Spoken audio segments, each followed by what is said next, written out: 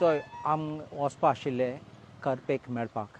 Kitat he is inquiring and investigating into the complaint made by the mother about the death of Samuel.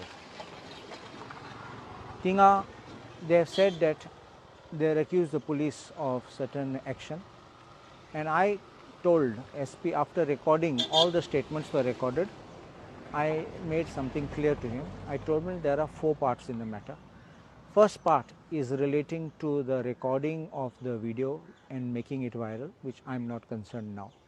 Second part is about the registration of an FIR by the Mapusa police when no cognizable offence was made out.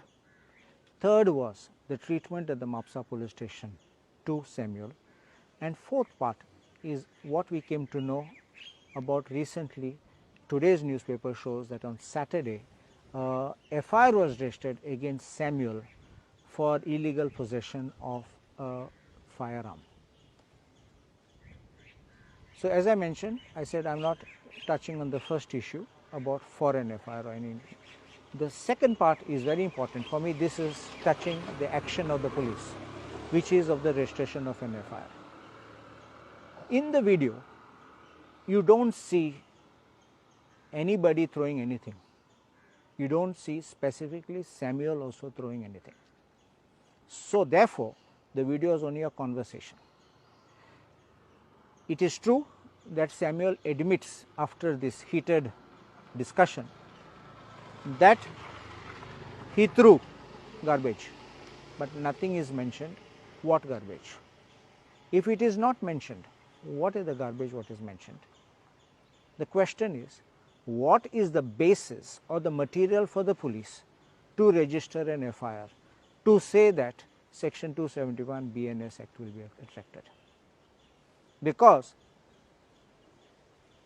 you have to know that it was, let us say example, chicken waste or maybe some other meat or something which is rotting which was thrown, and therefore that is become obnoxious to air, harmful to atmosphere and can cause diseases. That is the offence. If it was not for that section, it would not have been a cognizable offence and there would have been no FIR registered, it would have been simple fine. So there I told SP that in the absence of a material, the FIR could not have been registered, and the registration of FIR was malicious, because once you have a cognizable section with a non-cognizable section, then it is treated as cognizable. So therefore, to make it a FIR, they added this section. So this is what I wanted, the action on this part of it, 1. As far as what happened in the police station, which was my point number 3, that is something which the family narrates and which is I don't have control over it. So I have not gone into that. 4, about now that registration of an offence of suicide, of the illegal possession of gun by Samuel. I told SP, in criminal jurisprudence you don't file an FIR against a dead person. It's not possible.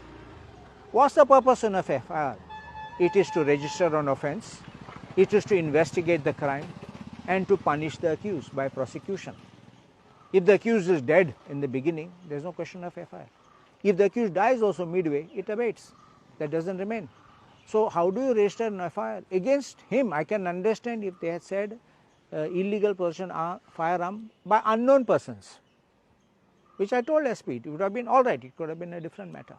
But to name him is an additional malice, which shows that the malice which was there on day 1 of registering FIR, you are trying to cover up your sins now and you have put this second FIR about illegal possession of firearms.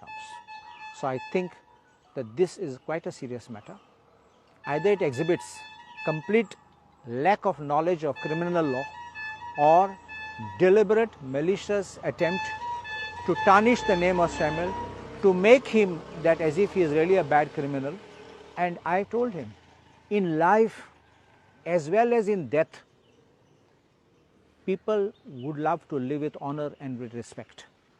So it is not that a person, even when he dies, he will go that he died as a criminal because an FIR was there against him. So he must have an honorable name, and therefore his death also should be honorable. and after death also he should be remembered as honorable, not as a criminal.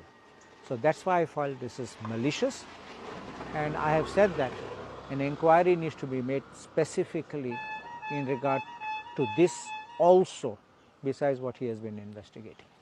Sir आता तुमकां कितें दिसता की पुलिसांनी खरें inquiry करपाची गरज आसा कित्याक फॅमिलीचे म्हणणें आसलें की हॅरेसमेंट जाला बाय म्हापसा पुलीस मागीर the video who has viral अजून मेरेन तें काय एक्शन जाली खंय दिसना की See, I took सांगलां today I have focused on two aspects where the police itself is involved.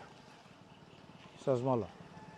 Now as far as the first and the third part which I have said, one is making the video and making it viral, I have said that that is all what they have narrated and that is all in public domain now. As far as third aspect is concerned, I have also said that is in the police station, which I was not there, so there is no question of me saying, is they have narrated what has happened. So these are issues which the investigation will be carried out, and they will see to what extent it had an effect on the death of Samuel. So what about that part की जेन्ना postmortem केलो तेन्ना जी injuries आसा 12-24 वरां पयलीं ताका लागला तो part थंयच अजून तें म्हज्यान एक्सप्लेन करूंक जायना कित्याक that is a medical evidence of the autopsy report which only they would have to justify as to how this has happened.